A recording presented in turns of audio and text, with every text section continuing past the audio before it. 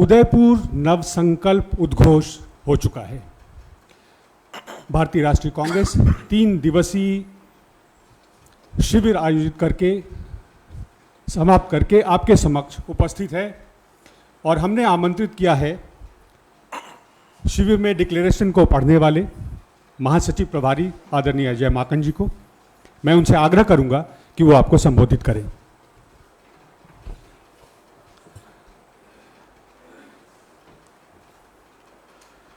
आप सब लोगों का स्वागत है।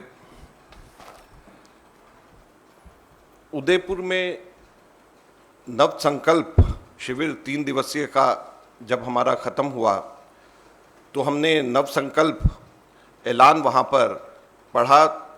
आज मैं आप लोगों को संक्षिप्त के अंदर इसको कैसे हम 2-3 बड़े बड़े चीज़ों के अंदर डाल सकते हैं वो बताना चाहता हूं और साथ में शुरुआत करना चाहता हूं कि भारत जोड़ो का नारा क्यों और भारत जोड़ो के नारे से हमारा मतलब क्या है। आज भारतीय जनता पार्टी के वो नेता जो कि देश के हुक्मरान हैं वो एक गलतफहमी के शिकार हैं। उनको लगता है कि भारत केवल कुछ चंद भूखंडों का ही समूह है, कुछ ज्योग्राफिकल लैंड मास इकट्ठा हो गया है, सिर्फ उसी का समूह है। उनको ऐसा लगता है, जबकि यह सच्चाई नहीं। भारत कुछ चंद भूखंडों का समूह नहीं है, बल्कि भारत की जनता और लोगों का समूह है। यह समझना चाहिए। और जब वो भारत के इस समूह को धर्म के नाम पर तोड़ते हैं, गरीब और गरीब जब हो जाता है, अमीर और अमीर बन जाता है और इसकी खाई जब और बढ़ जाती है तो गरीब और अमीर के बीच खाई बढ़ने से जो भारत टूटता है, जब हमारे दलित और आदिवासी और प्रताड़ित होते हैं और दूसरी हमारी सोसाइटी के सेगमेंट्स दूसरे और हमारे जनसमूह के साथ में टूटते हैं तो भारत टूटता है। और आज हम लोग कांग्रेस पार्टी चिंतन शिविर के नव संकल्प शिविर के माध्यम से यह कहना चाहती है कि हम भारत को टूटने नहीं देंगे। भारत को तोड़ने की जो नासमझी भरी हरकत भारतीय जनता पार्टी के लोग कर रहे हैं उसको नहीं हम होने देंगे। हम भारत जोड़ेंगे। तो इसलिए सुब्बा राव जी का जो गांधीयन थे उनकी संस्था के द्वारा यह दिया गया नारा था, जोड़ो जोड़ो भारत जोड़ो। और हमने सुब्बा राव जी की संस्था का जोड़ो जोड़ो भारत जोड़ो का नारा लिया और हम लोग पूरे हिंदुस्तान के अंदर कांग्रेस के सभी लोग यात्राएं कर करके भारत को जोड़ने की बात करेंगे। और भारत टूट रहा है, भारत को तोड़ने की साजिश करी जा रही है, यह हम लोगों को बताना चाहेंगे। चाहे धर्म के नाम पे जब लोगों को बांटा जाए, तोड़ा जाए तो भारत टूटता है। और आज हम भारतीय जनता पार्टी के हुक्मरानों को यह कहना चाहेंगे, विनम्रता से निवेदन करना चाहेंगे, अपनी इस कार्य को दोबारा से सोचें।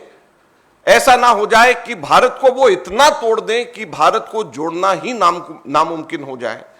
भारत के लोगों के दिलों में इतनी दरारें ना पैदा हो जाएं कि भारत को जोड़ना ही कल को नामुमकिन हो जाए। क्योंकि भारत लोगों का समूह है, सिर्फ चंद भूखंडों का समूह नहीं है। इस बात को ध्यान में रख करके भारत के आगे उनको जो मौका मिला है भारत को चलाने की कोशिश करें। जहां तक के इस हमारे पूरे के पूरे नव संकल्प शिविर में लोगों की सोच और जो लोग चाहते हैं उसको अगर हम सब नेता बड़े सब और छोटे सब चाहते हैं तो 2 चीजें निकल करके आती हैं आगे के भविष्य को कांग्रेस के लिए। श्रीमती सोनिया गांधी जी ने भी कहा अपने अभिभाषण के अंदर शुरू में और सभी जगहों के ऊपर यह निकल करके आई कि हमारे संगठन के अंदर मूलभूत ढांचागत परिवर्तन करना चाहिए, स्ट्रक्चरल चेंजेस करने चाहिए। एक व्यक्ति को दूसरे व्यक्ति के साथ में तो है ही, उसकी बात भी करी गई, लेकिन मुख्यतः हमारे को ढांचागत परिवर्तन हमारे को करना पड़ेगा, स्ट्रक्चरल चेंजेस करने पड़ेंगे। क्योंकि जो डेमोक्रेसी के जो टूल्स हैं, जो लोकतंत्र के नए हथियार हैं, वो पिछले दशकों से जो बदल गए हैं, नए हो गए हैं, उसके साथ में हमको कदम ताल कदम हमको मिलाना चाहिए और वो ढांचागत परिवर्तन से ही संभव है।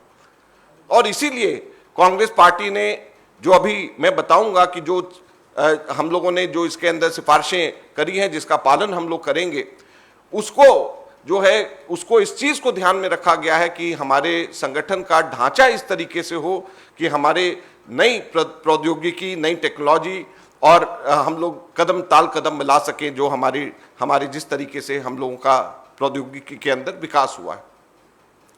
और दूसरा बहुत महत्वपूर्ण चीज है कि युवाओं का उचित प्रतिनिधित्व हर स्तर के ऊपर मिले। आप में से बहुत सारे लोगों को अभी ये लग रहा होगा कि ये कैसे संभव है, ये संभव ही नहीं है, लेकिन मैं आपको ये कहना चाहता हूं कि ये नव संकल्प जो हम लोगों का ऐलान है, उसके अंदर जो हमारा संकल्प है वो बहुत दृढ़ है। तो ये कोई केवल नव संकल्प ही नहीं है, ये दृढ़ संकल्प भी है। और ये दृढ़ संकल्प है कि हम लोग इसका पालन हर हालत में करेंगे। और जब हम कहते हैं कि 50 अंडर 50, तो 50 अंडर 50 कांग्रेस वर्किंग कमेटी से लेकर के नीचे तक के हर लेवल के ऊपर 50 अंडर 50 होगा। और ये हमारा नव संकल्प नहीं, हमारा दृढ़ संकल्प है, फर्म रिजॉल्व है। आप आगे आने वाले समय में इस चीज को देखेंगे।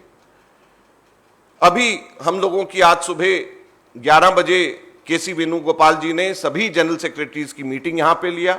1 घंटे हम लोगों ने मीटिंग के अंदर इस चिंतन शिविर के एक्शनेबल पॉइंट्स हम लोगों ने बनाए। और कल दोबारा से 11 बजे हम लोगों की मीटिंग होने वाली है। और इसके बाद में बहुत ही जल्द हम लोगों का हर स्टेट वाइज हम लोगों के स्टेट्स में वर्कशॉप 1-1, 2-2 दिन के आगे होने वाले हैं, जिसके अंदर नव संकल्प ऐलान के, इस डिक्लेरेशन के, दृढ़ संकल्प ऐलान के, इस डिक्लेरेशन के हम किस तरीके से पालन करेंगे, इसके बारे में हम लोग पूरी तरीके से नीचे लेवल तक चर्चा करेंगे। सबसे पहले तो हम लोगों ने ये कहा है कि जो हमारे रिक्त पद हैं उसको 3 महीने से 6 महीने के अंदर भरे जाएं। जितने भी रिक्त पद हमारे हैं, तो हमारा इलेक्शन चल रहा है, तो हमारे इस इलेक्शन के साथ साथ में ये हो जाएगा। इसी के साथ में हम लोगों के मंडल कमिटीज, ब्लॉक्स और प्राइमरी जो बूथ यूनिट्स हैं उसके बीच में पूरे देश भर के अंदर बनाए जाएं। इसके लिए जिन जगहों पे इनके इलेक्शंस हैं, केरल में इनके इलेक्शंस होते हैं, बाकी जगहों पे नहीं होते, तो वहां पे हम लोग प्रदेश की तरफ से इसको बहुत जल्द बनाएंगे। और 3 नए डिपार्टमेंट्स, एक तो election management department, public insight department और नेशनल इंस्टीट्यूट ऑफ ट्रेनिंग, ये तीनों की स्थापना भी हम लोग जल्द कर रहे हैं। और ये पब्लिक इंसाइट डिपार्टमेंट हमारे साइंटिफिक सर्वेज करेगा ताकि हमारे हर लेवल पे लोगों को इस चीज का अंदाजा हो कि हमको किस तरीके से आगे पार्टी को लेकर के जाना है, इश्यूज के ऊपर हमारी क्या सोच और क्या रिस्पॉन्स होना चाहिए। फिर हमारे पदाधिकारियों के कार्यों का मूल्यांकन भी होना चाहिए और उसके लिए क्या टास्क होंगे और कैसे इवैल्यूएशन उनकी करी जाएगी, ये जनरल सेक्रेटरी ऑर्गेनाइजेशन के माध्यम से होगा। इस चीज की भी चर्चा हमने आज करी। हम सब लोगों की भी, इवन जनरल सेक्रेटरी एआईसीसी की भी, और नीचे हरेक के काम की इवैल्यूएशन हमारे जनरल सेक्रेटरी ऑर्गेनाइजेशन के ऑफिस में होगा। टास्क बनाए जाएंगे और उसको हम लोगों को अचीव करना पड़ेगा। और यही नीचे लेवल तक से लेकर के ऊपर लेवल तक के सब जगह के ऊपर ये होगा। 1 पर्सन 1 पोजीशन, इसके लिए भी आइडेंटिफाई करने के लिए हम लोगों को कहा है। जब हम स्टेट्स में जाएंगे तो उसमें हम लोग इस चीज को देखेंगे कि इसको कैसे इंप्लीमेंट किया जाए। और 5 साल से ऊपर कोई भी व्यक्ति किसी भी पोस्ट पे नहीं रहेगा, इसके लिए भी हम लोग आइडेंटिफाई कर रहे हैं कि नीचे से ऊपर लेवल पे जो भी व्यक्ति 5 साल तक के रहा है अपनी पोस्ट के ऊपर, उसको आइडेंटिफाई किया जाए ताकि वो उस पोस्ट के ऊपर आगे नहीं रह सके। हमने इसमें यह भी कहा है कि एआईसीसी का सेशन हर साल एक बार कम से कम हो और स्टेट कांग्रेस कमेटीज का भी हर साल कम से कम एक सेशन जरूर हो। और 9 अगस्त से 75वें वर्षगांठ आजादी के, इसको मनाने के लिए 75 किलोमीटर पदयात्रा हमारे लोग करेंगे। और जैसे मैंने कहा कि भारत जोड़ो की यात्रा पूरे देश भर के अंदर हम लोग निकालेंगे और भारत जोड़ने की बात हम लोग कहेंगे। तो ये मैं मोटा मोटी आपको 3 चीजों के लिए मैंने कहा कि भारत जोड़ो हमने क्या सोच के भारत जोड़ो का नारा दिया और सुब्बा राव जी के इस नारे को हम लोगों ने क्यों लिया, और कैसे हमारे यूथ हम लोगों ने आह्वान किया है। और यूथ को फिर से मैं आज आप लोगों के माध्यम से कहना चाहता हूं कि युवाओं के लिए एक बहुत बड़ी अपॉर्चुनिटी कांग्रेस पार्टी के अंदर हो रही है और इलेक्शन अथॉरिटी को से भी बात करके और हमारे इस नव संकल्प के ऐलानों को भी उनसे बात करके कहा जा रहा है कि किस प्रकार से हमारे आगे आने वाले इलेक्शंस में इसको इंश्योर किया जा सके और संगठन के अंदर कैसे ढांचागत स्ट्रक्चरल चेंजेस इसमें करे जाएंगे, इसके ऊपर भी कार्रवाई हम लोगों की शुरू हो चुकी है। धन्यवाद।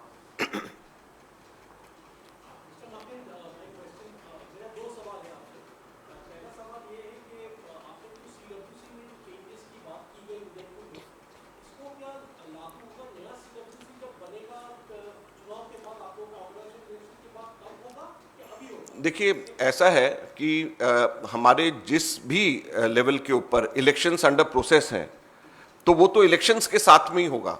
That is why I have said that the election authority has been sensitized, is being sensitized for these changes which have to be made. Like they have to ensure the PROs and the DROs and BROs, they have to ensure that 50% of the elected representatives in every respect has to be less than 50 years old. So it is possible only if it takes place there. Because if suppose the PCC office bearers, we want them to be less than 50% to be less than 50. For that we need 50% PCC members to be less than 50 years old. Similarly, for AICC working committee, if we want 50% less than 50, the working committee, then AICC members should be less than 50 years. 50% AICC members should be less than 50 years. So for that purpose, the Central Election Authority has to be sensitized. And because at that level, these things have to be taken care of so that it can be implemented. So it has been set in motion. That is what I am trying to tell you. Everything what we have decided in Chintan, it is not just Nav Sankalp, it is Drid Sankalp. So this is we are going to follow it in true letter and spirit.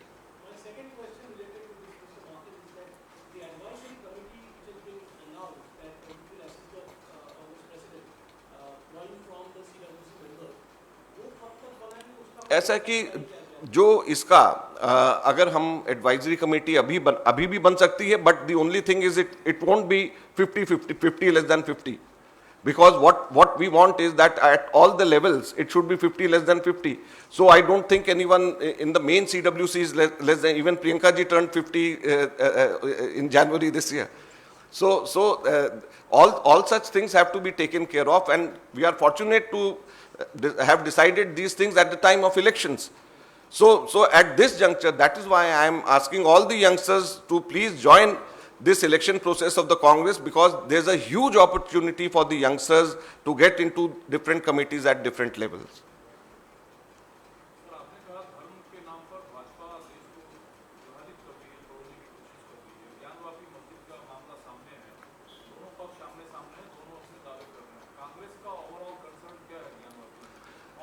देखिए, मैं इसमें दो तीन चीज़ें कहना चाहूँगा। सबसे पहले तो ऐसे समय पे ये सारी चीज़ें क्यों आ रही हैं? आज देश के अंदर होलसेल प्राइस इंडेक्स आज आया है 15.08%. It is highest ever. 15.08% is wholesale price index. आज अभी रिलीज हुआ जब मैं आ रहा था यहाँ पे. महंगाई बढ़ रही है, देश के अंदर बेरोजगारी चरम सीमा पे है. रुपया आज गिर करके इतना नीचे पहुंच गया कि सबसे लोएस्ट रुपए की कीमत आ गई है. श्रीलंका के अंदर हालात देख रहे हैं कि किस तरीके से भारत भी श्रीलंका जैसे हालात भारत के दरवाजे पे दस्तक दे रहे हैं. तो ऐसे समय के ऊपर आज हम लोग इन सब चीजों की तरफ से लोगों का ध्यान हटा करके दूसरी तरफ लेकर के जाना, यही भारतीय जनता पार्टी की साजिश है. और साथ साथ इसके अंदर सुप्रीम कोर्ट के अंदर ये मैटर है, वहां पर इसको देखा जा रहा है और हम पूरी उम्मीद करते हैं कि सुप्रीम कोर्ट से न्याय मिलेगा. हमने सुप्रीम कोर्ट ने जो फैसला पहले भी किए हमने उसको माना है, लेकिन जो सुप्रीम कोर्ट ने राम मंदिर वाला जो फैसला किया था वो 1991 प्लेसेस ऑफ वर्शिप एक्ट 1991 के तहत लिया था. और प्लेसेस ऑफ वर्शिप एक्ट 1991 ये कहता है कि जो आजादी के समय पे जब आजादी मिली 15 अगस्त 1947 में, तो उस वक्त जो प्लेसेस ऑफ वर्शिप जिस स्थिति में थे वो यथास्थिति में रहेंगे. ये हमारा 1991 का पार्लियामेंट का एक्ट कहता है, प्लेसेस ऑफ वर्शिप एक्ट. और ये प्लेसेस ऑफ वर्शिप एक्ट 1991 के तहत ही सुप्रीम कोर्ट ने राम मंदिर की जजमेंट दी थी, जिसका हम सब लोगों ने स्वागत किया था। तो जब प्लेसेस ऑफ वर्शिप एक्ट की एक जजमेंट, उसके तहत दी गई जजमेंट आपको मंजूर होती है, तो बाकी जजमेंट भी उसी प्लेसेस ऑफ वर्शिप एक्ट के तहत में होनी चाहिए और उसी प्लेसेस ऑफ वर्शिप एक्ट के तहत में उसको देखा जाना चाहिए। लेकिन हमारा मेन इसके अंदर मुख्य बात यह है कि ये सारी की सारी बातें भारतीय जनता पार्टी और उसके जितने भी संगठन हैं वो जानबूझ करके ऐसे समय के ऊपर उठा रहे हैं, जिस समय के ऊपर आज भारत के अंदर बेरोजगारी, महंगाई चरम सीमा पे है, रुपए का अवमूल्यन सबसे नीचे हो चुका है। तो ऐसे समय पे जानबूझ करके उठाया जा रहा है ताकि हमारे देश के अंदर लोगों का ध्यान जो असली समस्याएं हैं उससे हटा करके, युवाओं का ध्यान असली समस्याओं से हटा करके दूसरी चीजों के ऊपर ध्यान उनका केंद्रित करा जा सके। इसके अलावा भारतीय जनता पार्टी का कोई और कारण नहीं है।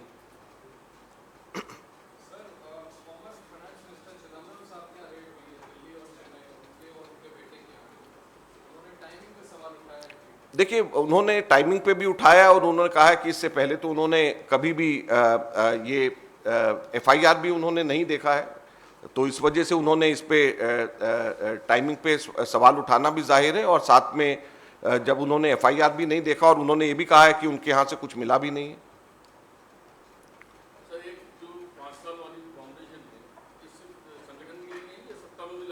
संगठन के लिए, ये तो संगठन के लिए है। No, it is just the decision is only for the organization. है? Including all everyone in, है? No, not no. I thought you were asking present general secretary. President in our constitution, president does not have the term limit.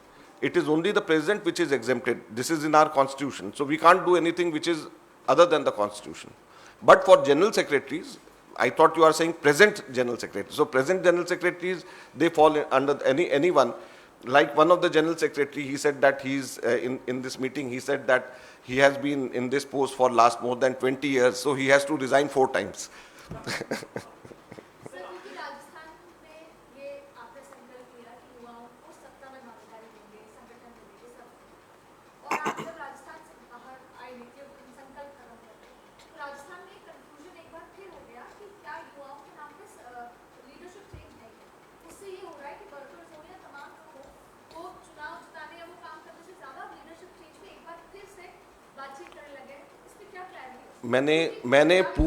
मैंने पूरी स्पष्टता से ये कहा है कि ये सिर्फ संगठन के लिए है, सिर्फ संगठन के लिए है, पूरी स्पष्टता से कहा है।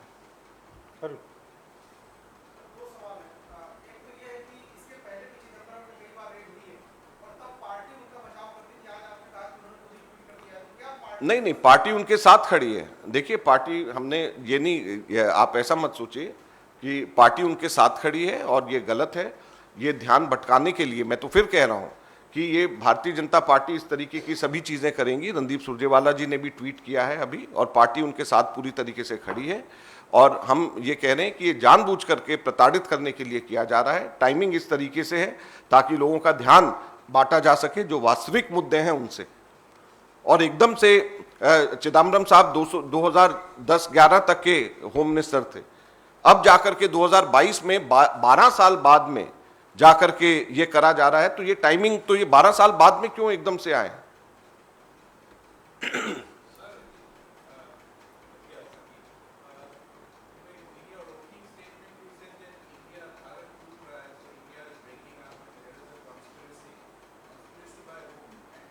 क्या चीज, क्या?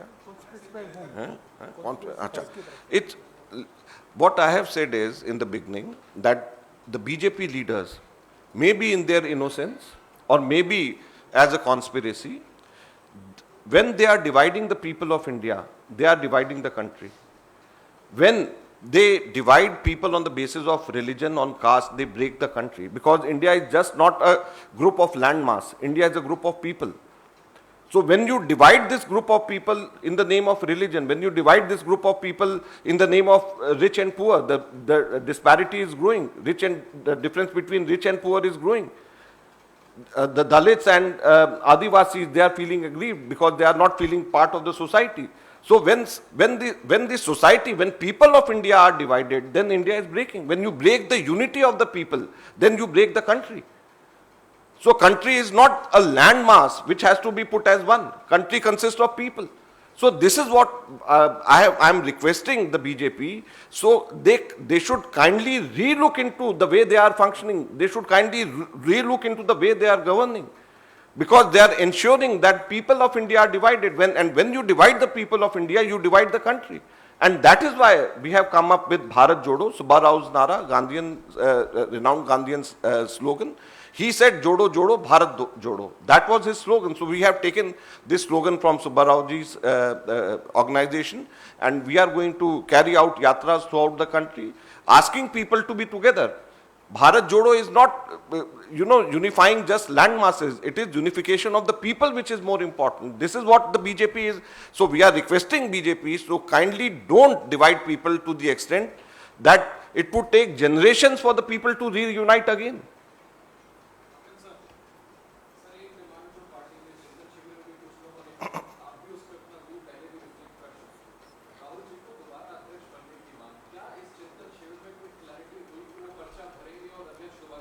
चिंतन शिविर के जो 6 सब्जेक्ट्स थे, उसमें से कोई भी सब्जेक्ट राहुल जी को अध्यक्ष बनाने के बारे में नहीं था। तो ये इलेक्शंस का प्रोसेस चल रहा है, तो इलेक्शन के प्रोसेस में इंडिविजुअल्स के बारे में चिंतन शिविर के अंदर, नव संकल्प शिविर में कैसे कोई निर्णय लिया जा सकता है। धन्यवाद। Thank you. Thank you.